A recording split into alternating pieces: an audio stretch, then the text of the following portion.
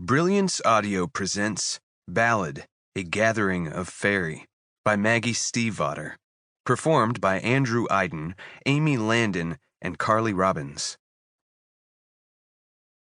Music is my life. I read all the brochures for the Thorn King Ash School of Music before I applied. The brochures said the school would nurture our already promising musical abilities. They promised to challenge us academically. The brochures whispered tales of us emerging from high school as multi-talented super teens sporting academic skills who would slay Ivy League applications with a single thrust of our extracurriculars. At the time, I thought, cool. And plus, Deirdre was going, so I had to. But that was before I actually went. Once I got there, I found out that school is school is school, as Margaret Thatcher would say, 6 or half a dozen. Of course, I'd only been at Thorn King Ash for 7 days, so maybe I wasn't giving it enough time. But patience was not really my strong suit, and frankly, I just didn't see how taking a few music theory classes and sleeping in a dorm room was supposed to make us any different from regular high schoolers. I'd probably have felt differently if I played the damn cello or something, because then I could be in one of the 8 million performance groups on campus. When people said musician, they never seemed to mean bagpiper. If I heard the phrase folk musician one more time, I was going to hit someone. Anyway, on days 1 through 6, we, my fellow classmates and I, got orientated. We learned where all our classes were, the names of our teachers, when meals were served in the dining hall, and that the door to the 4th floor of my dorm stuck. By day 5, I knew what I was doing. By day 6, it was second nature. By day 7, I was bored. On that 7th evening, I sat in my brother's car and listened to music served angry with a side dish of longing.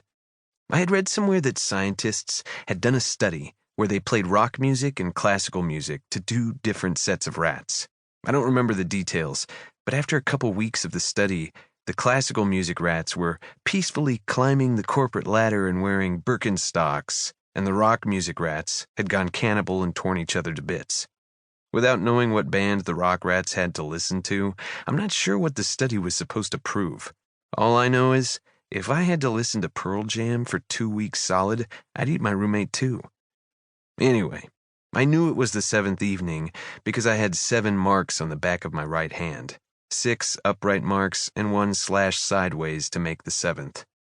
I sat there in my own little world in its gray interior and turned the bass up so high I felt it in my butt cheeks. There were strict sound limits in the dorms, especially when students could be practicing, so it was hard to find a place to listen to music. That's irony, baby. I watched the sun sear a red path behind my dorm building. Unlike the rest of the academic buildings, which were stately, column-fronted Georgians, the dorms had no pretensions. They were square boxes with 1,000 unblinking eyes for windows. In the car, the music was loud enough that I didn't hear the tapping on my window at first. When I did finally, the face looking in at me surprised me for some reason. Round, ordinary, unsure. My roommate, Paul. He was an oboe player. I think the school thought we would get along together because both our instruments had reeds or something, because we certainly didn't have anything else in common. I rolled down the window.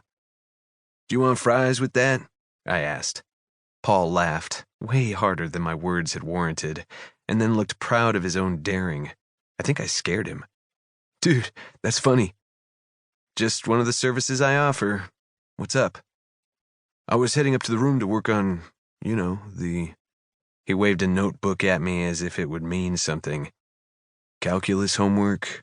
You still want to work on it?" "Want? No. Need? Yes." I turned down the radio. I was suddenly aware that I had goosebumps across my arms, despite the heat of the day. I pulled my arm into the car. My psychic subconscious was whispering at me in some language I didn't understand, flooding cold through me in a subtle warning. Something weird is afoot here. It was a feeling I thought I'd left behind, something I hadn't felt since this summer. I managed to look back at Paul. "Yeah, sure.